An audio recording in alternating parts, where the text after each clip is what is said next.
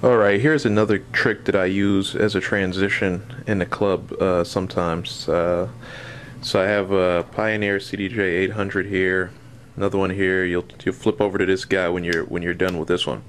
This transition is basically an echo backspin. What I do is whatever your song is, you want to make sure that you tap the beats in sync. So as you can see here, this one is 136 beats per minute. I've already tapped the beats in here, but basically what would happen is when I'm going to do it, I tap the current beat that's going on. So I'll be like, so if it's Sandstorm, it'll be like, alright, so it's about 136 and it's moving on. So once you've got the beats per minute tapped in, you then move to this switch and you want to make sure you're on echo. And you also want to make sure you're on channel 1. Channel 2 is over here. Channel 1 is over here. Well, since we're going to make the transition from this turntable over, you want to make sure you're on channel 1. So essentially what happens is you also want to make sure that your level depth is at 12 o'clock here, because if it's not, you won't hear the echo.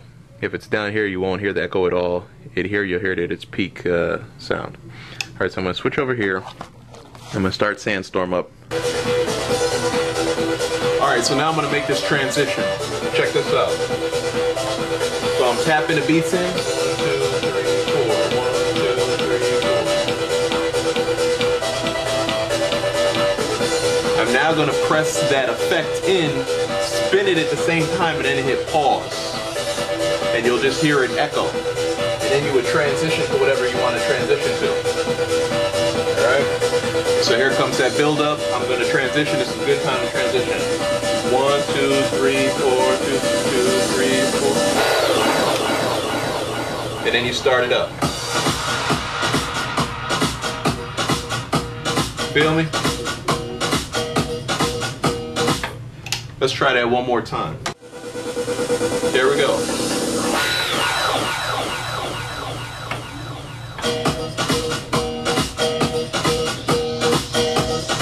It's alright.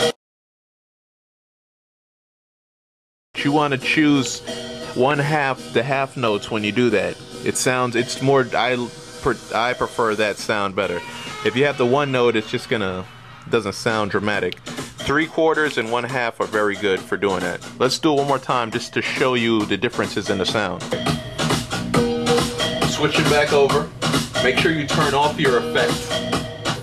So when you come over, it's not going to echo when you touch it. See, it's turned on and it's making that echo sound. You don't want that.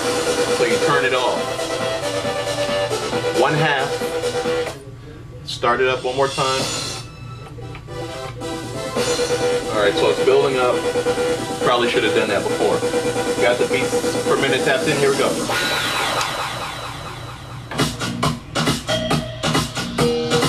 That was 1/2. Let's try 3/4. Turn the effect off. Back over. Alright. Starting up.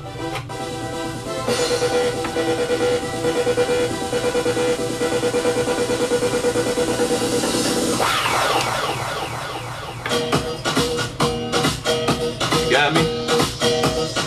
I'm gonna just show you what I'm seeing on the mixer. Hey, you notice the effect is still on. This effect is still on. When you go back over, you want to make sure you turn that off, or else whatever you do will be echoed. Hear the echoes? Train wreck, right? Off. You don't want him on when you turn over. Alright? Notice I'm at 12 o'clock here, and I was on channel 1 to do that effect on Sandstorm. And I'm using the echo effect, and that last one I did was at 3/4. This is 1/2. Notice that my beats per minute are 135. I tapped them in. I don't use auto beat. I don't trust the computer. 135. The computer concurs with me. Only problem is I can't tape this and do it because it requires me to use 2 hands. What I do normally is when I touch this, spin it, and then hit play very quickly. So this is where I would spin it. So, okay.